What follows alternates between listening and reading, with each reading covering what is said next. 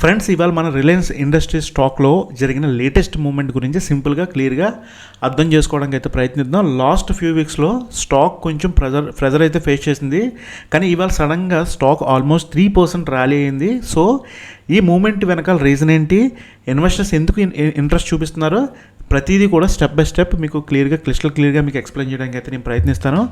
ముందుగా Reliance industries గురించి చెప్పుకుందాం.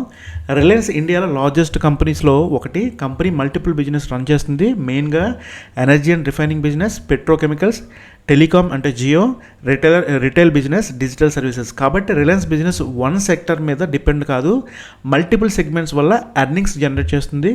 రీసెంట్గా రిలయన్స్ స్టాక్ లాస్ట్ 1 మంత్లో ఆల్మోస్ట్ 8% కరెక్షన్ అయింది. మెయిన్గా ఇన్వెస్టర్స్ రిటైల్ కాంపిటీషన్ గురించి కన్సర్న్ వల్ల సెల్లింగ్ ప్రైస్ అయితే వచ్చింది ఫ్రెండ్స్.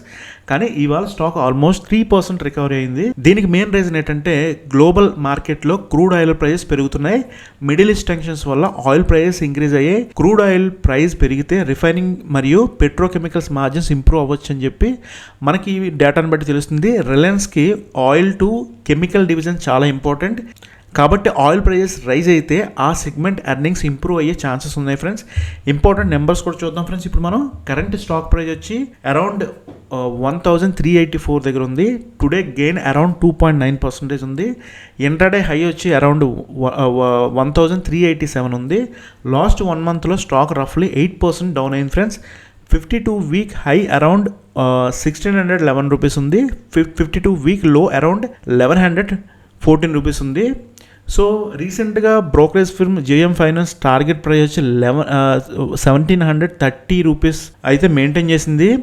అనలిస్ట్ ఎస్టిమేషన్ ప్రకారం Jio digital segment EBITDA next 2 to 3 ఇయర్స్లో 15 to 16% గ్రోత్ అచీవ్ చేయొచ్చు అని చెప్పి వాళ్ళు చెప్పడం అయితే జరిగింది.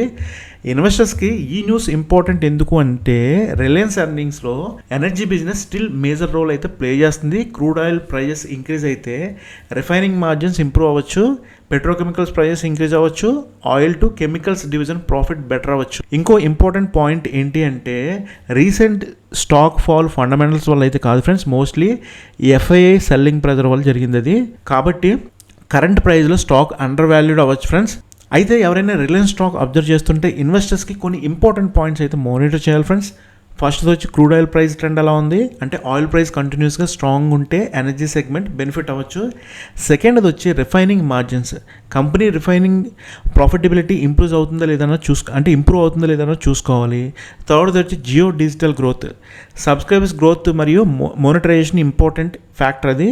ఫోర్త్ వచ్చి retail segment competition, quick commercial platforms వల్ల ఇంపాక్ట్ ఉందా లేదా అన్నది కూడా మనం వాచ్ చేయాలి. ఫిఫ్త్ వచ్చి FII flows, foreign investors selling continue అవుతుందా లేదా స్టెబిలైజ్ అవుతుందా అన్నది కూడా చూసుకోవాలి మనం. సింపుల్గా చెప్పాలంటే ఫ్రెండ్స్, రిలయన్స్ లాంటి లార్జ్ కంపెనీస్ మల్టిపుల్ బిజినెసెస్ వల్ల డిఫరెంట్ గ్రోత్ ఇంజిన్స్ కలిగి ఉంటాయి ఫ్రెండ్స్. ఎనర్జీ ప్రైజెస్ ఇంక్రీజ్ అయితే రిఫైనింగ్ బిజినెస్ బెనిఫిట్ అవ్వచ్చు. డిజిటల్ సైడ్లో జియో గ్రోత్ కంటిన్యూ అయితే లాంగ్ టర్మ్ ఎర్నింగ్స్కి సపోర్ట్ చేయొచ్చు. కాబట్టి ఇన్వెస్టర్స్కి మెయిన్ లెసన్ ఏంటి అంటే ఇక్కడ షార్ట్ టర్మ్ న్యూస్ కన్నా company long term business strength చూడడం ఇంపార్టెంట్. అప్పుడే మనం బెటర్ ఇన్వెస్ట్మెంట్ డెసిషన్ని తీసుకోగలుగుతాం. సో మీరు ప్రతిదీ కూడా ఏ స్టాక్ అయినా సరే ఎవరైనా రికమెండ్ చేసినా లేదంటే మీరు ఇన్వెస్ట్ చేద్దాం అనుకున్నా కూడా ఆ స్టాక్కి సంబంధించిన ఇంపార్టెంట్ పాయింట్స్ మనం ఏదైతే మనం మానిటర్ చేయాలని అనుకున్నామో ప్రతిదీ కూడా చెక్ చేసుకుని దాని ప్రకారం మీరు డెసిషన్ తీసుకుంటే మీకు బెటర్ రిజల్ట్స్ అయితే కనిపిస్తాయి ఫ్రెండ్స్. ఐ హోప్ ఈ వీడియో అర్థమైంది అనుకుంటున్నా. ఈ వీడియోకి సంబంధించిన ఎటువంటి క్వరీస్ ఉన్నా కూడా మీరు ఈ వీడియో కింద కమెంట్ బాక్స్లో మీ క్వరీస్ని పోస్ట్ చేయడానికి అయితే ప్రయత్నించండి. నేను తొందరగా రిప్లై ఇవ్వడానికి అయితే ప్రయత్నిస్తాను. మళ్ళీ వచ్చే వీడియోలో కలుద్దాం friends. All the best, take care.